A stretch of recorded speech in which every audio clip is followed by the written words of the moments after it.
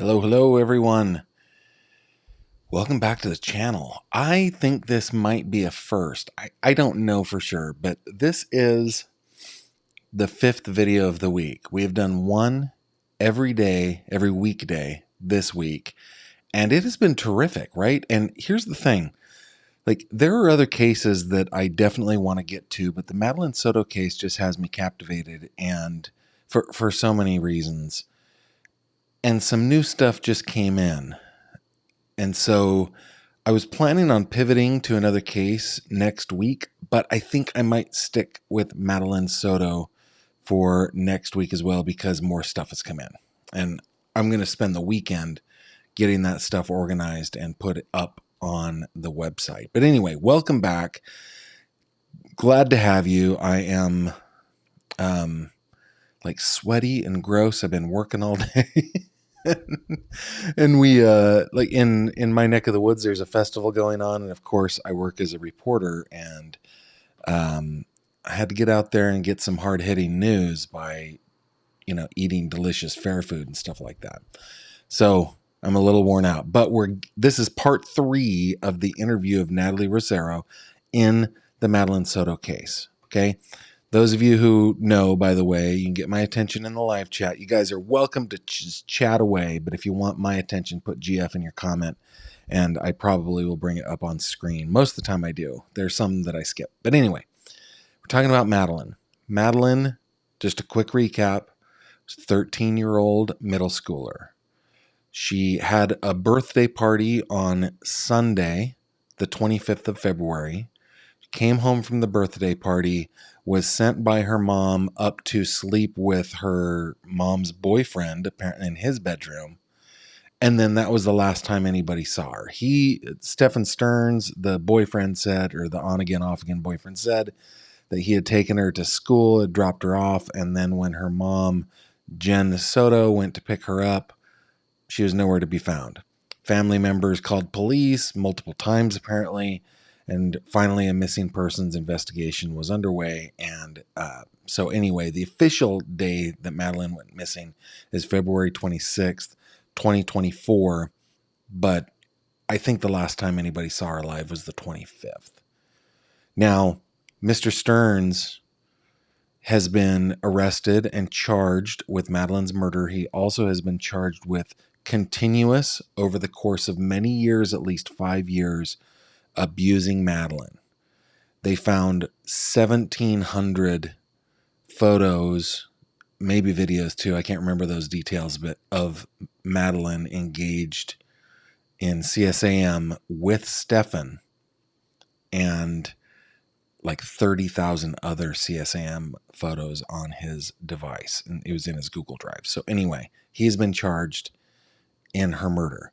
Her body was found on March 1st, 2024. It's just this year. And the interview that we've been listening to for the last couple of parts, and we're going to finish out today, took place on March 7th, 2024. Now, I don't have any photos of this woman. Her name is Natalie Rosero. She apparently has been friends with Jen Soto's sister since they were in middle school. She's known Jen Soto a long, long time. They were friends, but she was closer friends with Jen's sister. Anyway, yesterday we finished up the part where they were talking about any medications that she knew of that anybody took. Did Madeline take medications? Did Jen take medications? Because Jen has claimed that she just fell asleep and would never, because of her medication, she would not hear anything, I guess, right? Of course, I still can't get over the whole thing where she's like, go and sleep with Stefan in his bedroom, my former boyfriend who rents a room from me. I can't get over that. It just doesn't matter to me what other stuff comes out about Jen Soto. I cannot get over that.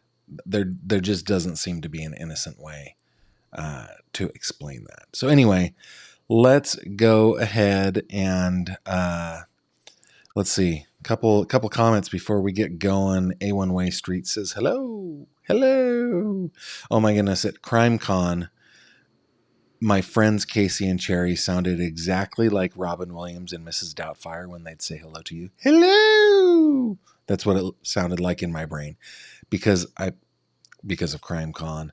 Adstein631 says, my first live that I've been able to make. So psyched to be here. Happy that you're here, and thank you for wishing me happy birthday. Yesterday was a great day. And another one, Grace Chatwood, happy birthday. My first live too. Love the ascot. I might decide to wear the ascot one of these days. I now have two. Our daughter gave me one, so I've got two ascots now.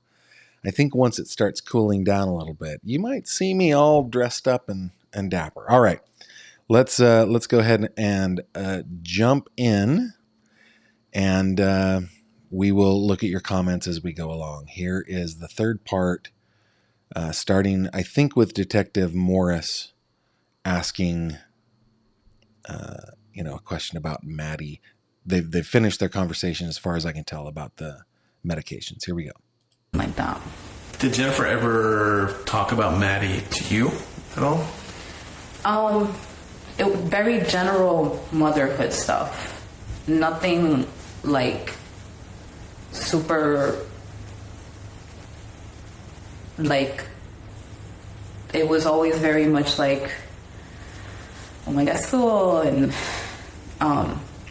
the kids growing up, and Maddie with her struggles and ADHD, and then my son is on the spectrum, so we kind of bonded over that, like different, like research stuff that, like that's how we bonded, is because she's really good at that. She likes to know stuff, and I like to know people that know stuff.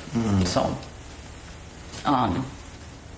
I have noticed throughout this whole interview that Natalie is complimentary of Jennifer. Like as much as like, and I'm sorry, I'm saying like a million times. Sorry, guys. But with Jen, I don't see her as particularly competent at all. I wonder how competent she is, like in her work. But Natalie is very complimentary throughout this whole interview. Like teenage, like attitudes, excited for trips type, trying to think like anything super like dramatic or anything, because there was never anything about like boyfriends or anything like that. Like we still looked at the kids like babies, like kids. We would take them to the pool all the time. Like let them kind of just chill. But did Maddie and Jen ever argue at all? Yeah, I mean, I think that they had their share of mother-daughter arguments. At least that's how I perceived it. Being that like a mom now and still a daughter, like I always perceived it as that. I never heard anything that made me think it wasn't outside of that. But yeah, they would have their arguments. You know what's funny about that? Like that seems like a normal relationship, mother-daughter relationship. Is our two older daughters kind of made it into teenage years, and I am married, guys, to the world's perfect woman for me. She is amazing in so many ways. I mean, it's just really hard to find fault at all. One of her strengths is that she's pretty chill. She doesn't get angry. She doesn't lose her temper. But I remember as the girls got to be 13, 14 years old, she just couldn't, right? She couldn't handle it. She couldn't take it. And it worked out really well for me because at that age, like I was fine with the kids being a little feisty and a little they would talk back a little bit and stuff like that. She just couldn't. And as they grew up and became older teenagers, that's when I started to really struggle, and that's when she really thrived. But so far, I mean, Natalie's description of the relationship between Maddie and her mom seems pretty normal, even though, Maddie's on the spectrum. She is taking, she's not on the spectrum. I'm sorry. She has ADHD, and she has issues at school and stuff like that. But it does seem to Natalie anyway, that they're a family working through those things. I still can't get over all the other stuff, because this little girl was abused by this guy for at least 5 years. I cannot get over that. And I just can't imagine that she didn't know. I just don't that is the part that I don't understand. I just don't understand. Here we go. Now getting to the more difficult questions. It's always out on the news and stuff like that Stefan may have. I shortened this redaction a little bit. Okay. What do you know about that? So the redacted stuff is anything that might have to do with juvenile abuse, right? CS, what do we want to say? Essay of a juvenile. That's what that redaction is. I shortened it to be able to move on quickly. And here's where I want you to, as tough as it may be very detailed and truthful for me. I never would have thought that. Like, I have my own trust issues, right? Because of my own experiences. And you think that you have like a good power of discernment and trying to like spot this shit out. I never thought that anything would be inappropriate. Like, if I ever saw him do anything, was just be like a fatherly figure in a way to her. It is deeply upsetting to think that. And like I said, I have my own reservations. I don't bring people around my son like that for my own reasons. I only trust that my friends do their due diligence with the people that bring around their kids, because obviously it affects us. Hey, Lindy, I'm going to come back around to this comment, okay? But I would have never thought about like him really doing stuff with her like that. Like, I don't know, like, I never.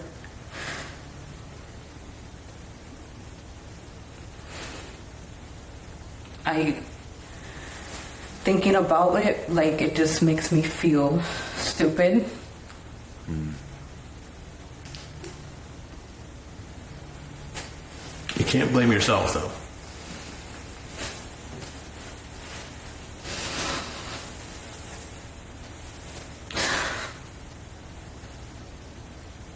Sorry. That's okay.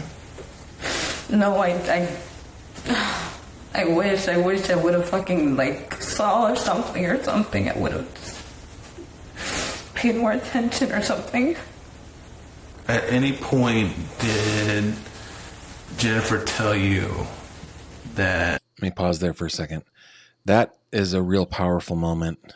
That whole idea of feeling stupid that you weren't able to recognize what was going on with apparently her background, something that she, made an equivalent of. I don't know exactly what the details are, obviously, but Natalie is saying the same thing that Angelica said. Remember when she was asked, do you think that Stefan was capable of this? And she said, antes no, right? She was like, before this, I did not know. And she had just been confronted with photos that Stefan had on his device of her, apparently in a very intimate situation, right? Where he had taken pictures of her under the door. And she was like, I had no idea. Now? Yeah, I think so. So this is one of those things where we've learned that Stefan has really, in my opinion, refined his camouflage, right? He has got the proverbial ghillie suit and is just able to completely blend into his surroundings and nobody suspects it, apparently. I don't know. Is it possible then, if he's so good at this predatory camouflage, is it possible that Jen was also fooled? I don't know, man. She's somebody who shared intimacy with Stefan, right? She knew of his sexual desires and kinks and those kinds of things. I just don't buy it. Plus, it does not matter. Do not send your child to sleep with your significant other or former significant other or whatever. Do not ever do that. And the fact that she did it just indicates to me that she knew what was going on. Joanne asked, when will you release the interview with Jen's sister? So that is available on the website. If we go over to the website here real quick, it's for my patrons. If we scroll down to the audio stuff, it is in here. It's right here. And we're going to be going over it on Monday night together. It's actually pretty short. It's only about 6 minutes long, but we're going to be going over that. Thank you for that question. Now I can't remember where I was. There we go. I'll hide that. Okay, let's continue with the interview. She may have known. Again, a redaction. I mean, I'm very vocal, on the way I feel about stuff. And we play a lot our kids, man.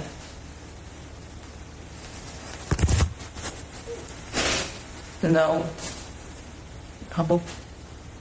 Have you ever told anybody outside of your family or Jen's family or anything like that that you may have known about?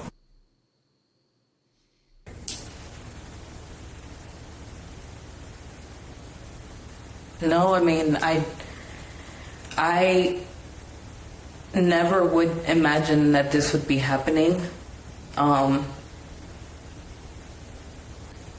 There was the text message that I showed you. Stephanie's my best friend.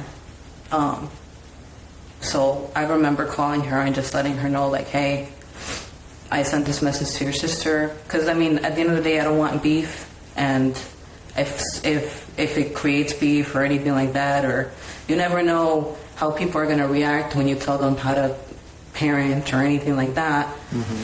So I gave her a heads up because I wanted her to know, and I'm always very much open with my friends. So I had that exact same text message that you saw. That's exactly what I told her. And I told her what Jen replied. But that's as far as because that's the only time where I even questioned anything, just because of the way that I feel about stuff. I have my own reservations. But yeah, I mean, no, that's it. Okay, and the reason I ask is somebody called it, as you can imagine, this is a very high-profile case. Okay, right. There's people reaching out from all over the country, whatever it may be. But somebody called in a tip to me saying that you may have told somebody that you knew what was going on. Okay. Promise. This guy looked at me in my face. Let me pause here for a second and address Jupiter Jamie. Jupiter Jamie, free hugs. I love it. I think he only had pics of the one roommate of just Angelica. I don't think he had them of Natalie. Everything that he did to Maddie. And he looked at me like if he had no idea. This guy is a fucking monster, and I'll never forget that. What do you mean he looked you in the face? When? So we were trying to figure out what happened with Maddie. and like I'm very I internalize a lot. So I'm sitting on the stairs, and I'm just like I'm in like a daze because like it doesn't feel real. Like it's just none of this is normal. And like I stand up, I had to wake up early the next day because I had an appointment in Osceola County. So it was Monday night. Once everything starts like Maddie's lost.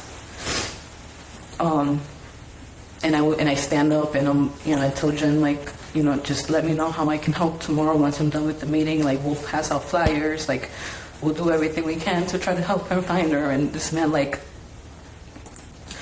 he looks at me in my eyes and tells me like, are you okay? And I'm like, what the hell? And I'm like, no, like, it's like, no, like. What was his demeanor? Oh, like, concerned, but he ended up getting like stupid high at some point throughout the night. So he was very numb. But like, how do you know he was high throughout the night? Because like his. Well, let me just pause that for a second. Okay. So to me, that's an indication, and I should preface this by saying, not a doctor, not a psychologist, not a psychiatrist. I have no basis upon which to say this, but if Stefan, as Madeline is so-called missing, of course, he knows exactly where she is.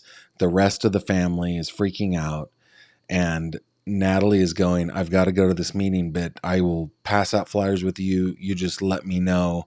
I'm going to go to this meeting. And then he goes to her, are you okay? Well, that is a dumb question. That's like a sociopath trying to appear like they have feelings, right? It's like a dumb question. And then he gets high for the rest of the night. That's like the very last time that it would be appropriate to lose your faculties is when your former girlfriend's daughter is missing, unless of course you know what happened and you just need to be numb, right? So what an indication. It should have been an indication to everyone. Hey, Stefan got high. He's trying to escape, right? He's mentally checking out. That should have been a huge red flag. Like the way his eyes were, like very toned out. He was high on something. But like Did you see him throughout the night? He was literally there with us. Like there. This is Monday night, or what night is Monday this? night. Okay. Yes, there. Monday night is when He's they're like looking for her for the acting first time. concerned, and like me and Angelica are like Jen is in pieces, and like Jen was in pieces. no, sir. I good to promise hear. you that I'm not gonna say this, but I don't like that shit, bro. Like, oh fuck it, I'll kill him, bro. I would have killed him myself if I knew anything, dog. I promise you. Oh.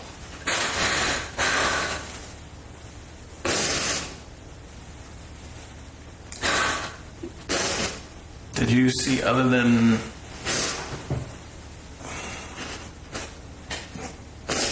I keep going back to Monday morning, and so when you were getting ready for your day, you didn't see or hear anybody.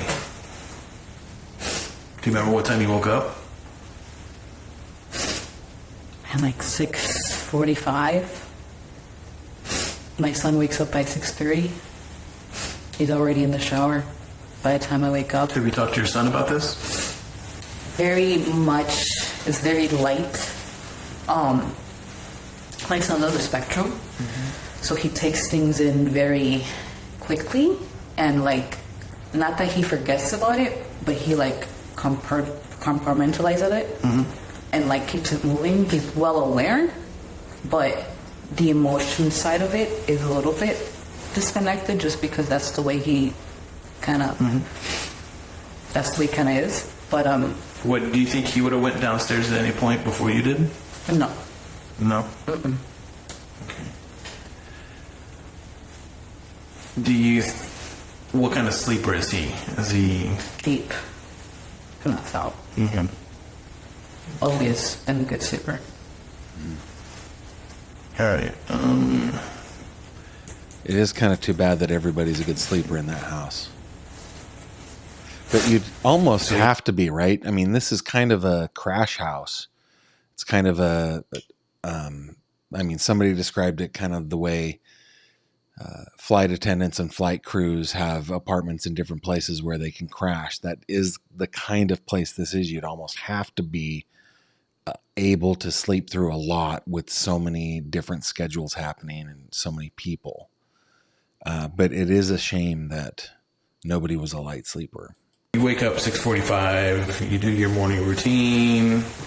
Did you fix lunches and stuff like that day? Mm-hmm. Okay, and you didn't see anybody.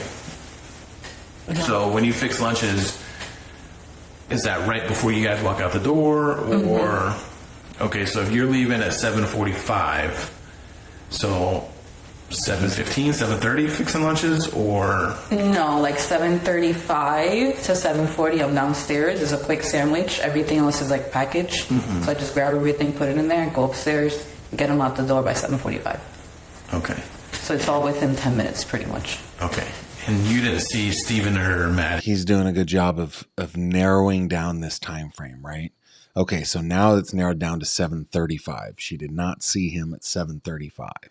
At that point, could you hear if any tussling around, if Maddie was getting ready for school, or if Steven was getting ready to take Maddie to school or anything like that? Would you have heard it? I mean, I was like every time I saw That's a Maddie, great I would question. address her. I would say, "Good morning, babe. Good. How you doing? Like, you okay?" Like, if I would have seen Maddie, I would have addressed her. So yes, 100%. Okay, so the times that you've heard Maddie maybe waking up or anything like that, is it noisy? Great question. When the only reason like I see is because I see her coming out. So, but Monday morning, You know, here, guys, here's something that we need to, I guess, address. Maybe just kind of bring it to our attention so that we know what's going on here. This interview is happening on March 7th. Okay. Stefan was arrested on the 28th. Maddie's body was discovered on the 1st. Everybody already knows what's happened here, but the reason that they're doing this deep of an investigation is because they are collecting a case. They're building a case that the district attorney or state's attorney down there in Florida is basically going to present to a jury or threaten to take to a jury and pressure Stefan to plead guilty here, right? So these questions are terrific, man. They are narrowing down that time frame, and then the questions are: is it normal? Is she normally noisy? So was it noisy that morning? Would be his follow-up question, right? He is getting the granular detail that a prosecutor will be able to present to a jury to show all of the elements of first-degree murder, and then the other charges, of course, that Stefan, and I don't mean to like say that those are unimportant. I just don't want to use the wording on YouTube, but all the other charges, all of those. And I wonder if these are going to be separate cases, like all of the CSAM stuff and then the murder stuff over here. I feel like there's so much crossover, but these questions are so granular and are so good that I you guys know I love good lawyering. Well, I love good policing too. I love good investigating. I just love listening to this stuff, witnessing this stuff, and realizing, man, these are pros, and they are, I mean, the noose that they are creating for Stefan Stearns is tight. They're doing a very good job here, man. I just love it. dead silence, or I didn't see her at all. Okay. Dogs barking, cat meowing, anything? No, at that time, Sailor is not barking. The cat is still typically in Jen's room.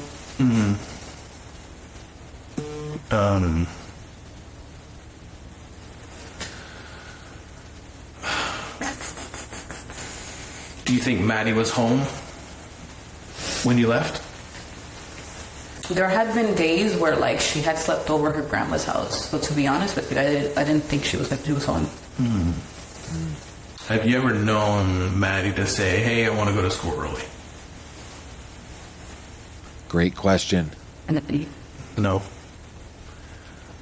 Great Have you ever question. known- Oh my goodness. Children, whether they know it or not, are creatures of habit, right? Creatures of habit. There are things that they want to do every single day. Our kids, it's hilarious. It's hilarious because we will feed them breakfast, but they want to get to the school early enough for when they serve breakfast because they want to sit down with their friends and chat while their friends have breakfast at school. So, and I'm sure sometimes they sneak a second breakfast as well. But anyway, kids are creatures of habit. So this question, have you ever known her to want to go to school early? The answer is no. Yeah, then this whole story that both, and this is important, both Stefan Stearns and Jen Soto are spinning is BS. And so this question starts to feel like not only are they tightening that trap against Stefan, they're tightening it against Jen as well. Man, such good questions. Maddie to like fast food at all? Fast food? Starbucks. Like if we ever went to McDonald's, we get some nuggets, like McFlurries. I mean, it wouldn't be something like she would take. Like I have never seen her not be okay with fast food. Like it. Got it. Just like any kind of kid. Right, right. Like it. Was it constant? No. I think that because they were always like downstairs cooking and stuff. I would think that Jen was cooking for her and stuff. But I mean, I think if she consumed fast food, it was fairly normal. It wasn't like out of the ordinary. Have you ever heard Jen tell Maddie or anything like that she wanted Maddie to go sleep somewhere else so Jen could get a good Great night's sleep? question. No.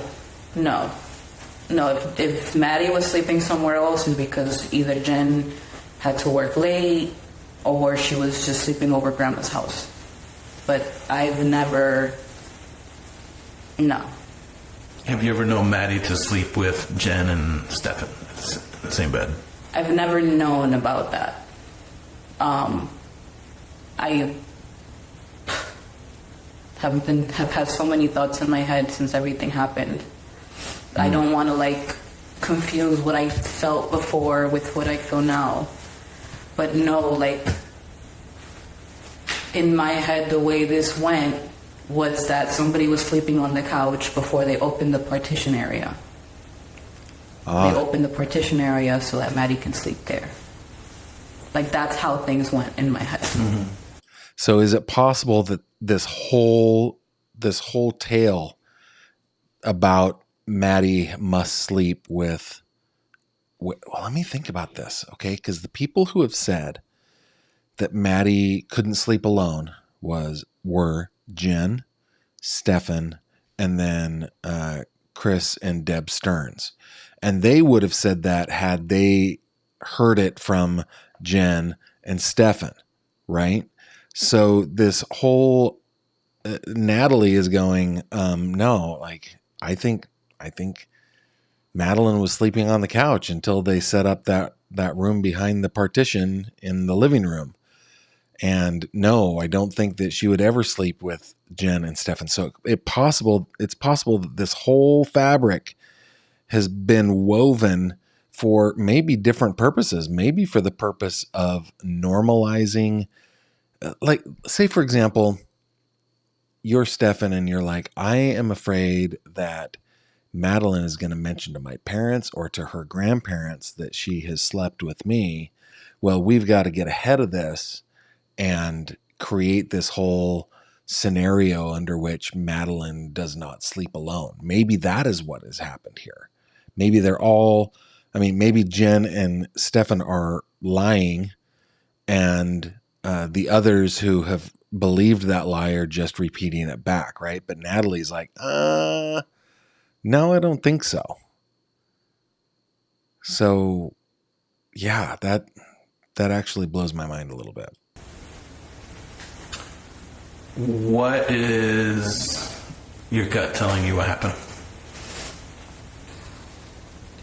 It's very confusing. I think it was in the fast, sense of like, because this man looked at me in my eyes with no like acting like he didn't just do what he did. I feel very insecure. Just in general, the way I greet people, I guess. Maybe I'm not as smart as I thought I was type. I just feel really insecure about everything because it just makes me feel like anything I ever knew was not right. Like if this was really going on, and we didn't see anything, that's how I feel. I feel a lot of guilt. I feel like, oh, wow, man, were we just not paying attention? I don't know. Do you think Steven had something to do with this? What? Do you think Stefan had anything to do with this? Oh my God.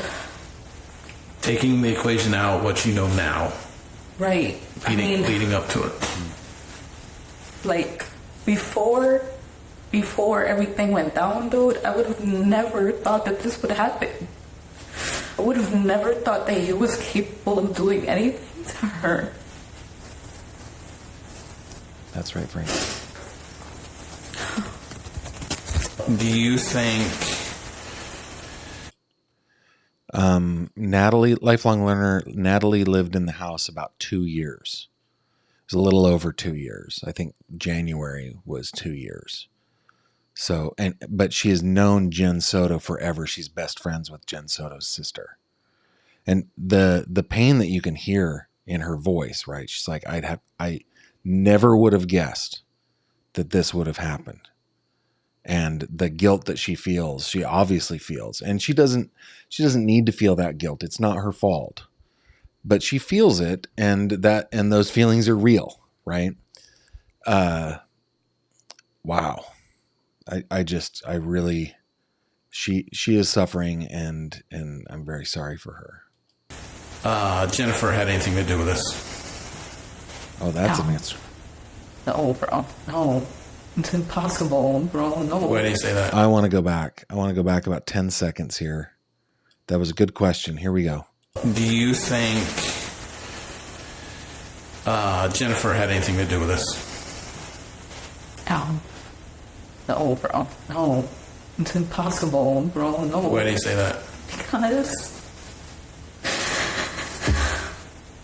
we're not like that. We're not. So it's like, we love our kids.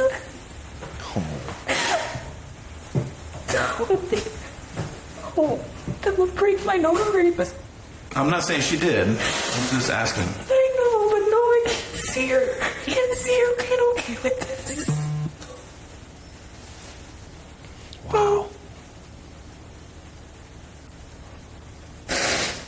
I can't see her being okay with this. I can't see her allowing this to happen. Have you seen any of the interviews on the news that Jennifer's done? There was a snippet, and I literally came across it because it just appeared.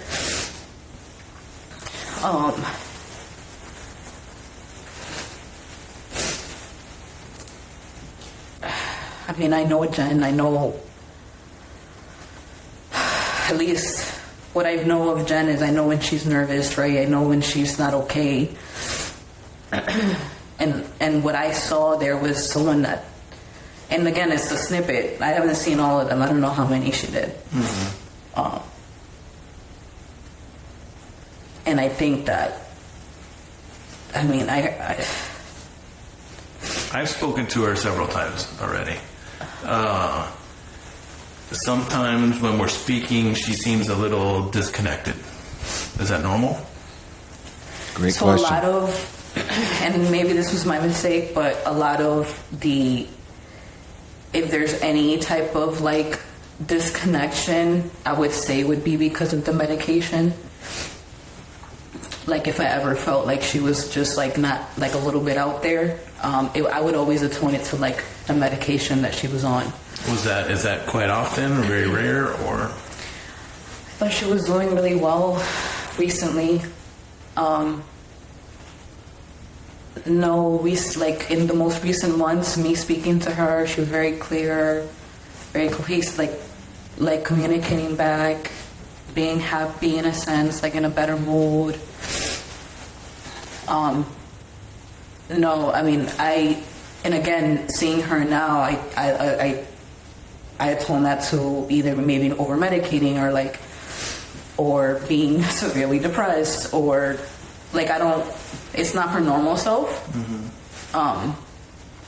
But yeah, if there's ever been time in the past where I felt like we were having conversation and she was kind of out there, I thought it would be because of the medication. Have you ever noticed any change in either Jen's demeanor or Maddie's demeanor when Stephen moved out? Another great question. Goodness. I would think that it was because of them actually being broken up and her having her space and not having him upstairs. Like, I do feel like it was a better mood, a better situation. Again, I saw her in like a better light, but did she seem happier, sad, angry? I think there was moments where she felt lonely, maybe. After being with someone for so long, I can't imagine breaking up and stuff and then having to be alone. But I would say that. I would say feel lonely. But all in all, I want to say it was like a good move. Like it was a good thing.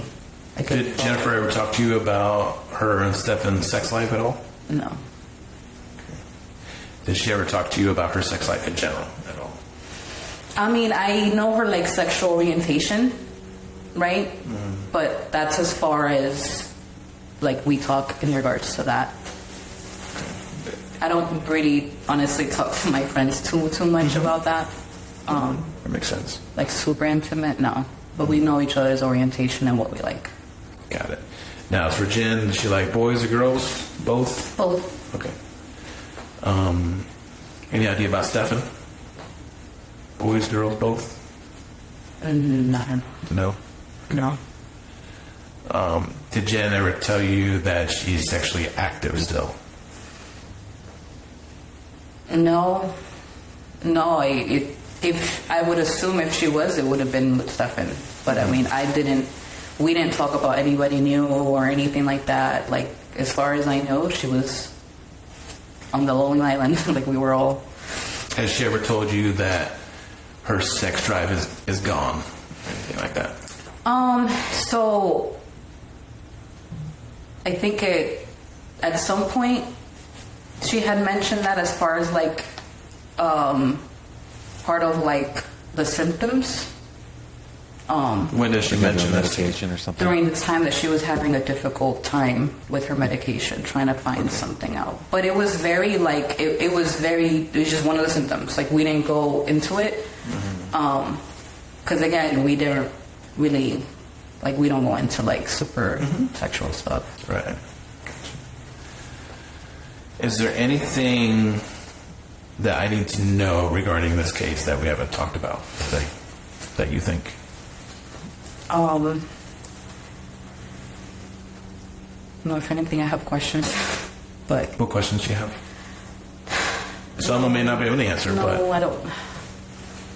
I've been so, like, with blinders on, and I told myself that once I moved out of that place that I could, like, accept new information. are you completely moved out? Like all your stuff gone?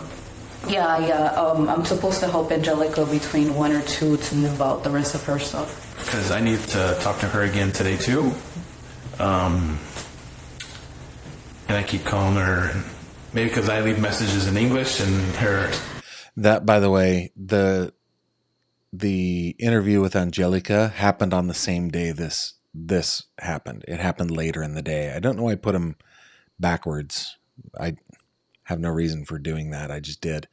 But yeah, so they're both moved out of the apartment, right? Natalie said either in the first part or the second part that she just couldn't live there anymore. I think that was the first part. If you haven't heard that one, go on back there. By the way, let's see.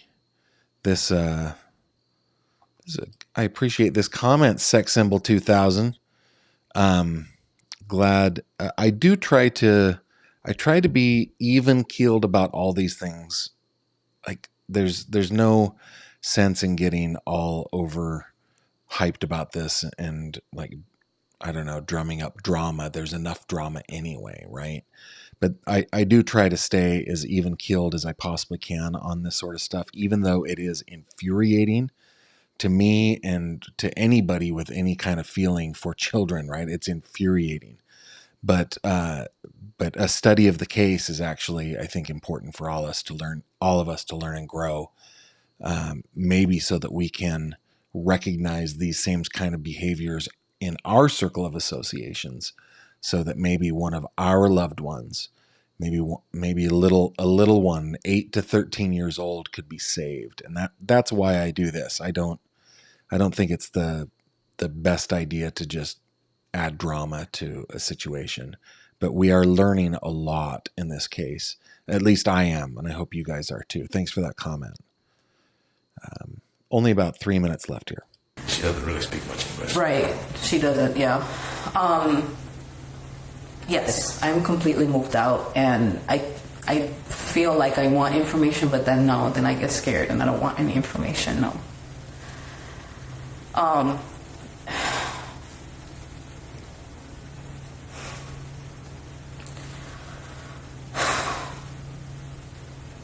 mean, whatever you need to really get justice for her. I mean, too many posts, whatever. That's my job. I wish I would. Fuck. She's feeling all the feels, man. No, anything. I just want to make sure that 100%, because obviously when tips come in and mention you by name, I just want to make sure that you're being 100% honest with us. And even if you did, you're not going to get in trouble for not saying anything. It's just we need to know those type of details. You know? No, this was the only thing that I wanted to make sure. Did you tell anybody about that message other than only Stephanie? Okay. And like that was, and like I said, that was mainly just me. Like, I always felt like, okay, I'll be like the double lookout, make sure the kids are good, like have extra eyes on the kids. Like, this is a situation that I would have never. I'm following now. I'm so sorry. Like, I was trying to figure out what they were talking about. No, I think what they're talking about, guys, correct me if I'm wrong, but the concern that Natalie had one time was when she was passing by in the hallway and saw Madeline alone with Stefan playing video games. And she sent a message to Jen, said, "Hey, is this okay?" I think that is what we're talking about here, that like has become, at least as a tip to this police officer, to Detective Morris, a tip that Natalie knows something more. I think that's what's happening, but correct me if I'm wrong. I was racking my brain trying to figure out what it was they were talking about, but I think that is it. I wanted my kid to go through, like, I get how severely this can affect you in life, and like, thank God that my situation was resolved. I'll come back to this one too. I never wanted our kids to be this close to this shit. And I feel like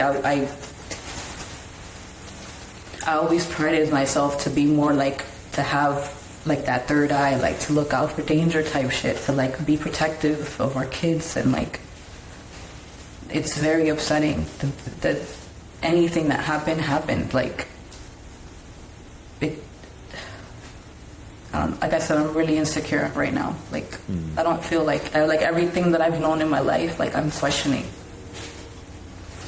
Now, one quick question: that you say you sleep with the TV on all night, and it's loud or whatever. How do you hear your alarm?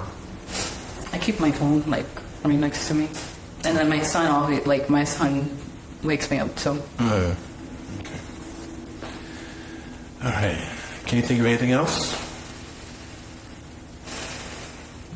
What I'm going to do is I'm going to give you my cell phone number, okay? Mm-hmm. Feel free to call or text me anytime, day or night, if you can remember the slightest little detail that we did not talk about today. Mm-hmm. Would you mind please calling me or text me and let me know, like, whatever that may be? Okay. Next, we are going to, it is 12:03 p.m. We're going to conclude this interview. All right, that is the end of the interview. There are a couple of there's some chats that I favorited that I want to get to. Also, a couple super chats that I really appreciate. Vicky Guerra says, happy belated birthday. Thank you very much. Best birthday ever. That 49 will go down in history for me. Like, that is a memorable one. The day I got my first Ascot. It's good stuff. And Annabelle Roma also says happy belated birthday. Thank you both for that. I appreciate that. Let me go back to a couple comments that I favorited. I starred on my back end here so that I can remember them and just address them. And I may have shown these along the way, but I wanted to talk about them specifically. Then we'll go back to a couple final thoughts that you guys are having. Okay, Sweet says, Gavin, why wouldn't Maddie go to sleep in her makeshift bedroom area, which was outside of Jen's room? Yeah, that's it. Like, it's right there. I'm kind of feeling like this story of Maddie having to sleep all the time with Jen and Stefan is kind of probably bunk.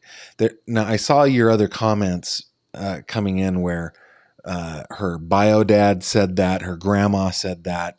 So it's possible that, like any child, she might have night terrors, she might have nightmares, and she might go in. But I'm starting to believe that this whole idea that she only slept in Jen's bed with Jen or with Jen and Stefan, or for some reason just with Stefan, I think that's probably all bunk now. Okay, Lindy, is it Quinnen or Keenan? I try to pronounce names correctly, but I don't have the best luck. Lindy, sorry. Okay, I know of this case, but not enough. Hoping to learn through this vid. Thanks for the great coverage, Gavin. And can anyone tell me if Jen Soto is being investigated or what? Hope it doesn't turn into a Watts NK situation. So the answer to that question, and I think it's pretty apparent from kind of the end part of that interview after your comment had already come in, Lindy, that they do suspect Jen. They were asking, I mean, they asked Angelica, they asked Natalie, could Jen have possibly done this? They suspect her. Now, they have given her what is called derivative use immunity for testimony that she gave that was recorded in the presence of her attorney. And anything that she told them in that interview that led to anything that incriminated her, she gets immunity from. And if they found anything that incriminated her and that led to another piece of evidence that they found, also she has immunity for that. But there are two caveats, and I know that I brought this up a couple times, but since Lindy asked, one of those is if she lied during the interview at all, then all bets are off. And man, they were trying to trap her in lies. They were asking her questions that they obviously knew the answers to. We've read them in reports, right? They were trying to catch her in a lie. And number two is if they get to that evidence in another way that is independent from Jen Soto's testimony, then they can still charge her with any crimes that they determine that she is guilty of or they suspect she's guilty of through those means. That I hope that helped. So that's where we are, Lindy, and thank you for that question. Janet Brissett says, Gavin, it disturbs me that everyone is more upset and emotional than her own mother. Yeah. Now, a couple of things that came in over the last couple of days are video recordings, one of which is Jen talking to the police on, I think let me pull this up here real quick, and I know it's off screen, but let me just take a look-see. In my case file, the video. So, yeah, there's one from March 1st where Jen Soto did an interview with the Orange County Sheriff's Office. And then there is another recording of Stephen Stern's arrest and them executing the search warrant on his person. It's actually pretty graphic.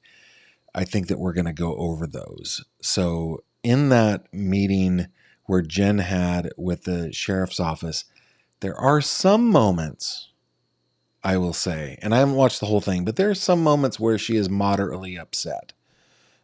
Nothing like Angelica, nothing like Natalie. So that, at least that's my characterization of it. That's my opinion of it. Thanks, Janet. Let's see. Jane Margaret says, Gavin, this case shows what happens when parents don't genuinely love their child. Being a mom has been the most natural thing that I've experienced. Maddie deserved genuine love. She was a gift and didn't know it, probably is what you're saying. Yeah. I'm trying to think. There are people that are just not cut out to be parents that become parents.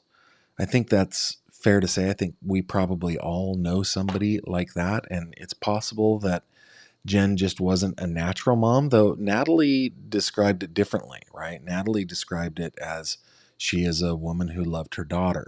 And anything she said that was kind of contrary to that, she chalked up to the meds. So maybe Jen having this kind of mental health crisis within the last little bit of Madeline's life accounts for her behavior, the medication. But I don't know. It's really hard to say. Amy K says, Gavin, you should do a collaboration with Grizzly True Crime. You both are great. Amy, it's funny that you mentioned that. Gazella and I have done a collaboration before on the Ellen Greenberg case. Gazella is somebody that I hold in very high esteem. She's somebody who I really like, and I suspect that there are a lot of subscribers that are in the chat right now that are here because of Gazella K. So I would love to do collaborations with her on her channel. She is awesome. And her work on this case has also been amazing. So yeah, it would be fun to do that. Thanks for that suggestion. And then the last one that I put a star on was from Mummy Lil Bear. Gavin, did Maddie have drugs in her system? I'm new to this case. Her story is heartbreaking. Okay, so I don't think we know at this point. Like, I'm trying to rack my brain and remember. Maybe some of you are like yelling at the screen right now. But I don't think that we know what toxicology says. The only reason that we know about manner and cause of death, obviously manner is a homicide, but the cause of death is because it was mentioned in a report that she died by strangulation. We should never have known that, I think. With a juvenile victim here, we probably will never see the autopsy. We'll probably never see the toxicology unless there's a trial. So I guess that is my long-winded answer, Mummy Little Bear, to tell you I don't know. I'm sorry it took me that long to say that. That's funny. Okay, let me just go back and put in my GF real quick and see what else you guys are saying here. Tara Ann Rosie says, Gavin, in my opinion, I don't think they will charge Jen Soto until after Stephen Stearns has been convicted of the crimes he has been charged with. Yeah, it's possible. Keep in mind that prosecutors love to prosecute. And I think if they can find a way around that derivative use immunity, they're going to get her. They're going to get her on something. I feel confident, but maybe they won't charge until later. Let's see. Sweet says, Gavin, do you think she is upset, like offended, upset this is happening to her, or upset as in can't believe this happened to my daughter? I don't think she understands the difference. I really don't. L. Arnold asking, Gavin, what is your background, journalist, lawyer? Okay, so that is a great question. I want you guys to understand that I have no bona fides here. Okay. I work as a reporter for a publication here in Western Pennsylvania. I mostly write features on crime in the area. My professional background is I am a systems engineer, network engineer, software developer. I am a database administrator and data analyst. So after doing all that, I then pivoted into actual like sales and marketing. I worked for high-end audio companies where I sold high-end audio gear. And then after that, I started my journalism career. It's not very old at all. So no, I'm not a lawyer. I never went to law school. I am not I'm not a psychologist, psychiatrist. I'm not any of those things. I'm just a lay person that has some experience sitting in court and witnessing court events. I also have actually sat on a jury of a double homicide. So I've seen it from the jury room as well. So I sometimes speak from my experience there. Great question. Thank you so much. Created by EJF. Gavin, I've wondered if Jen had something like Munchausen syndrome. Yeah, maybe. Saying MS had issues. Oh, Madeline had issues and needed to sleep with someone else when really it was her own issues. Yeah, possible. That is a great comment. Yeah, Autumn says, looks like the trial is set for October 14th. Of course, they have to schedule those things. They hardly ever land on the trial date that it is scheduled for, but it will be, it'll be interesting to see. Judith says, Gavin, you and Gazella are the very best. I would put Gazella here, and I am not even a close second, but I strive to be as good as Gazella. She's amazing. DC says, Gavin, Ellen's case is how I found out about you. Yeah, Ellen's case is very important to me, guys. And if you don't know about it, hey, so since we've got so many people here, let me just bring you over to my website real quick. If you click on cases on my website, you will see a bunch of cases that I've covered at some length here on the channel. Madeline is one that is very important that's happening right now. Rebecca Byler is one that's happening in Western Pennsylvania that's important to me. All of these are important to me. Brierley Walters happened in my area, in my county. Gabby Petito is one that was very important to me, but also David Elmquist is super important to me. There's a podcast right now that is called The Stacked Deck. It is produced by Sherilyn Dale. Guys, go look for that because she has been working with David Elmquist's family to produce this podcast and has done amazing work. I think there are 5 episodes out right now, and it talks about David's case. And then scrolling down, oh yeah, Sarah Easton is actually a friend of my sister. Joe Marino is, I've gotten to know his family, his twin sister, very, very well, and he is connected. He was Amanda Winkowski's priest. She is the first case that I ever really dug deep into, but I wanted to get to Ellen Greenberg. On my website, there are, I try to be as organized as I possibly can, but I will include photos. I will include crime scene. In Ellen's case, we've got autopsy kind of, I can't remember what these are called, but they're not the actual autopsy photos. They're 3D models made by the photos. Case documents, court documents, so many stuff. So there's so much stuff. So when you go to my website, you will find lots and lots of cases that you might want to check out, including all the stuff that I've done on Maddie's case. There's just so much here that you can watch, listen to, read, All the photos are here. There's been so much that has come out. So please check that out. Also, while you're on the website, realize that if you click on contact, that is a way that you can contact me. You can do so anonymously, or you can give me all the details to reach back out to you. If you click on this little fish, that will open the fish tank, which is our group on Facebook. We got like 2,200 people there. Please join us over on Facebook if that is your deal. And then lastly, Crime Cod is a newsletter that I put out a couple times a week. It's not daily as much as I would love it to be daily. It is not. But as I scour the internet for stories in true crime, I kind of put them together into a newsletter. So if that's your thing, please feel free to subscribe. I don't spam, I don't sell the list, and it's very easy to unsubscribe at any time. So please feel free to do that. With that, guys, let's see. The next time we're going to see each other will be Monday. I'm not going to be doing videos unless something comes up. I won't be doing anything Saturday or Sunday, but on Monday at 7:30, we're going to be going over the very short interview that police did with Brittany DiStefano, who is Jen Soto's sister. We're going to be listening to that. We're going to be discussing it and other stuff in the Madeline Soto case. So if you have not subscribed in that and you would like to be reminded of that, go ahead, subscribe, hit the notification bell.